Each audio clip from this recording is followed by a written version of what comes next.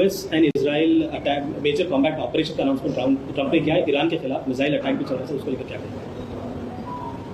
देखिए, सबसे बड़ी बात यह है कि देश के प्रधानमंत्री वजीर आजम का जो इजराइल का दौरा था वो बड़ा अनटाइमली था और वजीर आजम नरेंद्र मोदी को अपने एडवाइज़र से सवाल करना चाहिए कि क्या ये सही वक्त था इजराइल का दौरा करने के लिए।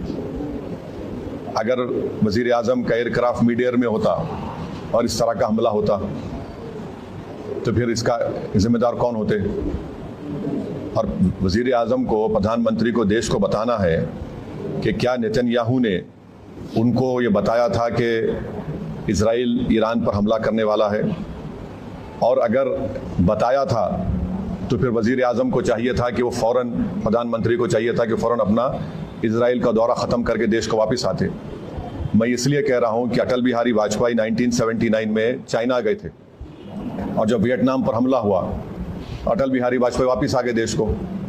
और अगर इजराइल ने नहीं बताया कि वो यूएस के साथ मिलकर ईरान पर हमला कर रहा है तो फिर ये तो इजराइल ने हमको धोखा दिया, देश की 133 करोड़ जनता को इजराइल ने, भारत की धोखा दिया है, बिट्रे किया है।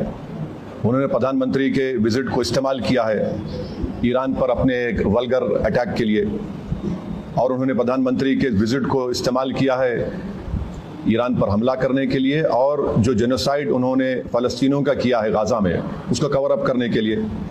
और तीसरा, उसमें मैसेज ये जाएगा कि भारत ईरान के साथ नहीं खड़ा है, भारत इजराइल के साथ खड़ा है। और भारत को क्या हासिल हो रहा है इस हमले से, बताइए? कुछ फ़ायदा हुआ भारत को इस हमले से? छठी बात यह है कि 10 मिलियन भारत के नागरिक गल्फ कंट्रीज में रहते हैं, 10 मिलियन। उस देश के आम नागरिक पर क्या मैसेज जाएगा कि प्रधानमंत्री मोदी के विजिट के ख़त्म होने के फ़ौरन बाद इजराइल ने ईरान पर हमला किया। अब आप देखिए, बहरीन में हमला हो गया, क़तर में हमला हो गया, हाँ, सऊदी अरेबिया पे हमला हो सकता है। तो ये वहाँ की जनता को हम क्या पैगाम दे रहे हैं? हम तो हमेशा न्यूट्रल थे।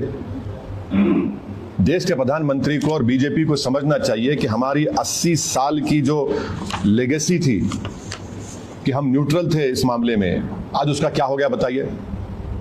और फिर बहुत गलत मैसेज गया है तमाम ये गल्फ कंट्रीज़ को, चाहे बहरीन हो, क़तर हो, इराक़ हो। और हम जानते हैं कि क़तर होस्ट कर रहा था कि सीज़ फायर हो गाज़ा में, इजराइल ने वहाँ पर हमला कर दिया, बॉम्बिंग की। इसमें भारत का बेनिफिट क्या है बताइए? और प्रधानमंत्री के साथ जो आपकी बरादरी मीडिया के लोग गए थे कवर करने के लिए, वो भी फंसे हुए इजराइल में, अब उनका क्या होगा?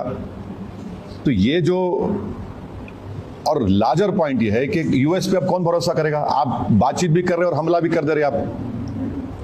तो ये सवालात हैं जिससे देश के प्रधानमंत्री को, बरसर इख्तियार जमात को, बीजेपी को इसका जवाब देना पड़ेगा।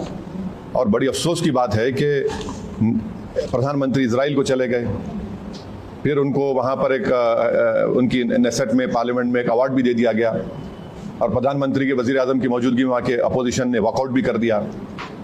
इजराइल ने नरेंद्र मोदी के इस विजिट को इस्तेमाल किया हमला करने के लिए और दुनिया को बताने के लिए कि भारत उनके साथ खड़ा हुआ है, बल्कि ये बेट्रेल है। हम पूछना चाह रहे हैं बीजेपी और देश के प्रधानमंत्री और उनके सरकार से कि क्या नेतन्याहू ने हमको बताया था प्रधानमंत्री को? अगर बताया तो प्रधानमंत्री को निकल के आ जाना चाहिए, जिस तरह वाजपेयी ने किया था 79 में। और अगर नहीं बताया तो फिर इजराइल ने इस्तेमाल किया हम लोगों को।